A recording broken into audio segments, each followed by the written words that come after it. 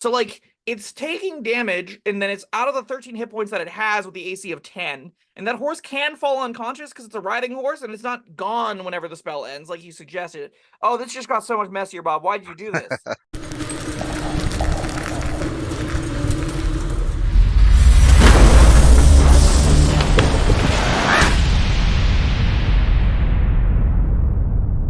Hello, friends. Robert Bevan here, author of the Caverns Creatures series of comedy fantasy novels and short stories.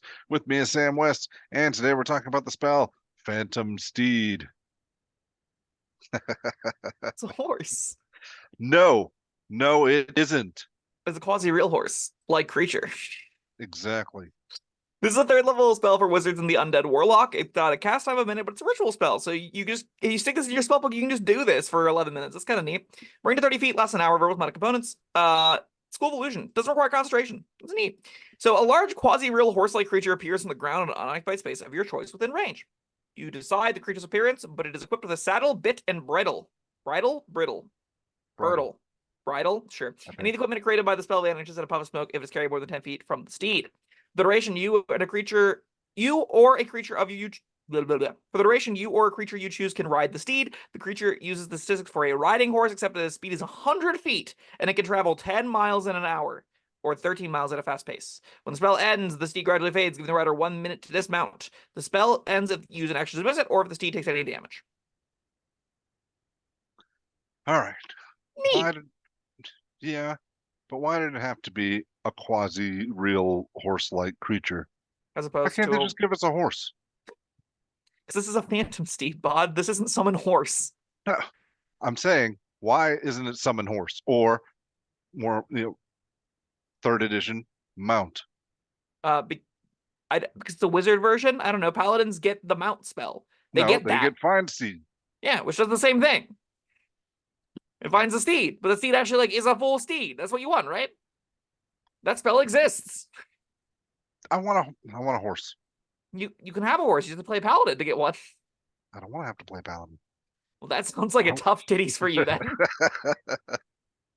Be a bard. They can take it using their bonus spells they get from College of Lore and their other thing. There you go. You can be a full caster and still get Find Steed. Happy? For now, can we talk about Phantom Steed and why you don't like it because it's not a real horse? So you can't use it for real horse things like, I don't know, throwing it down a well or whatever they do in the books. Yeah, go ahead. I think this I've is a said my fine piece. little ability. Yeah, it's fine. It's fine, but you're really jaded, huh?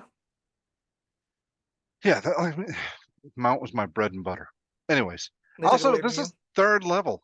Yeah, it's a ritual spell though, so you don't Yeah, ever actually spending spells on this. that's true. That's true. This is kind of just a feature. And as far as features go, this is a pretty powerful one, honestly. I don't think I've ever seen a cast, despite the fact that I've played with a decent amount of wizards, but like this is the thing you again put in your spellbook, and you just should have this up. Like if you're ever journeying anywhere, you just need to spend 11 minutes out of that ride recasting this every hour, and you just have your own steed that's faster than everything else around you. That's How really fast good. is a normal horse?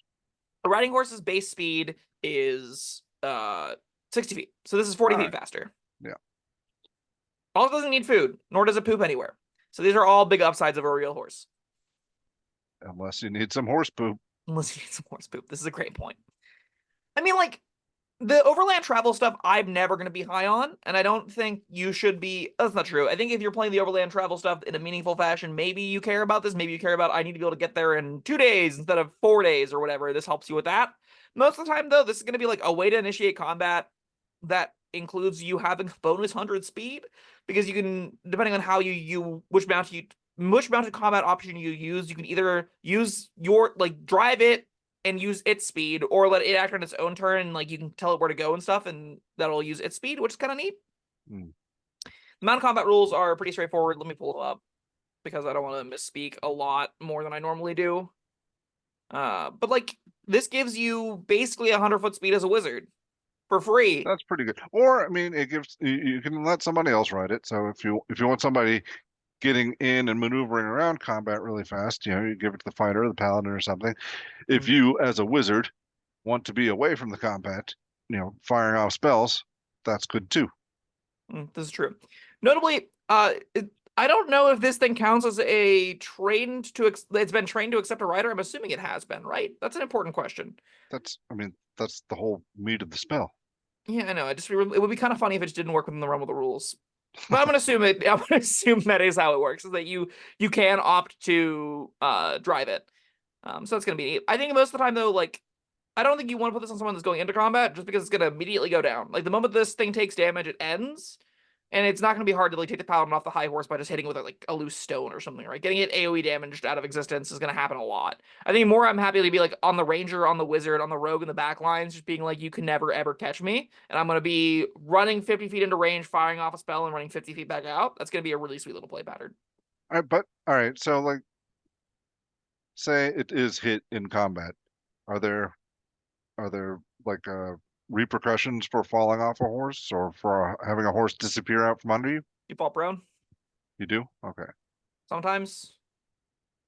Do you know If this? your mount is knocked prone, you can use your reaction to dismount if it falls and land on your feet. Otherwise, you're dismounted and fall prone within 5 feet of it. Well, it's not knocked prone.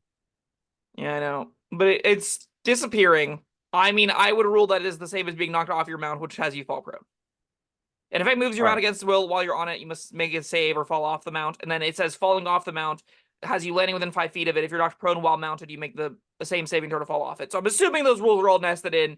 If this mount no longer exists, All right. you'll Falling probably off of it, use I'll that stuff. agree. But yeah, if the horse falls prone, that's a lot different because then you got your leg pinned under a fallen horse. True. In But I this mean, in this case, you situation, it don't. just knocks you prone. Right. Even if the horse does fall prone. So Yeah. these rules are kind of dumb, but that's okay. The aim isn't perfect realism, as always. No. I mean, like beyond it being 100 feet speed to kind of navigate around in fights with, that can be pretty solid, especially because you can just like fire off spells with long ranges and not have much of an issue. I think it's going to get a lot worse the moment you get like into enclosed spaces because there's not that much room to move. And it's going to be kind of overkill in those situations, but that's still fine. I really think if you're a wizard, you probably want to find room for this in your spellbook. I don't think it's that hard to do that either. Let me ask you a question here. Where's where's the text for the horse dying? It's in the mounted combat rules, which I'll link in No, here. no, no, no. This spell, like where this spell, where it's got like one hit point or something, or When the spell ends, you gradually fades. Any equipment. You decide if your space is clear preparation. all right. The spell ends if you use an action to dismiss it, or if the steed takes any damage. There you Okay. go. So if the steed takes damage, the spell ends, but it's still hanging around for a minute, slowly fading. When spell ends, you gradually fades. Yeah, you're right. Yeah. Give it so. Oh, this is an important question. Can you still use its speed and stuff while it's fading? I would think so. Does this thing then just kind of have infinite hit points and that text doesn't matter at all? I mean, that was my interpretation, but I don't know. I don't know either. Commenters, let me know down below. If you can still drive this thing around while it's ended. That's gonna bump it up quite a bit. Yeah. According to the internet, the first answer that I found says the fading occurs when the spell ends, which means it doesn't have the incredible speed it grants before. So I'm getting the rules interpretation that the spell is already ended, so you cannot benefit from what it is. It just gives you a minute to dismount, basically. That could be wrong. That was the first answer I found, and it sure wasn't by a No, reputable all right. source. So I guess I kind of agree with that because it says the spell ends. So yeah, yeah. you can't use it, but you don't fall prone. No, you have the opportunity to get off it if you want. Yeah.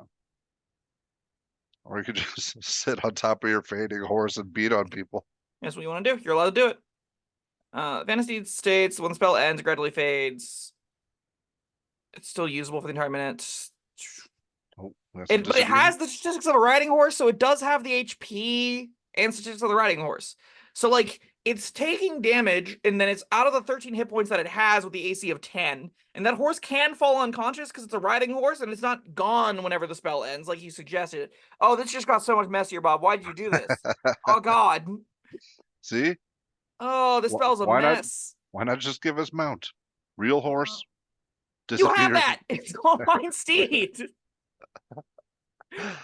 Come full circle. Are you still trying to make heads or tails of this? Yeah, I'm not gonna be able to in the time given though. So we're just gonna call it and say I have no idea how that works. Your DM can make a ruling, and I would probably make the ruling that no, you have to get off the horse. It's not going anywhere because the spell is over. It's powerful enough. It's just like a ritual that you get for free anyway. So yeah. All right. Well, that was fun. yeah. I think this is all 3 out of 5. You stick it in your ritual book. You're really happy with it. It's a passive feature for wizards because wizards are busto. Yeah. All right. 3 sounds fair. That was. Don't ever spell into the spell slot on this. You don't have to. What's that? Oh no. All right. That was Phantom Steed. Thank you, Sam, and thank you everyone for joining us. Let us know what you think in the comments. Maybe you have some clarification on these rules. That'd be Love great. to hear it. Yeah, like, subscribe. We'll see you next time. Bye-bye.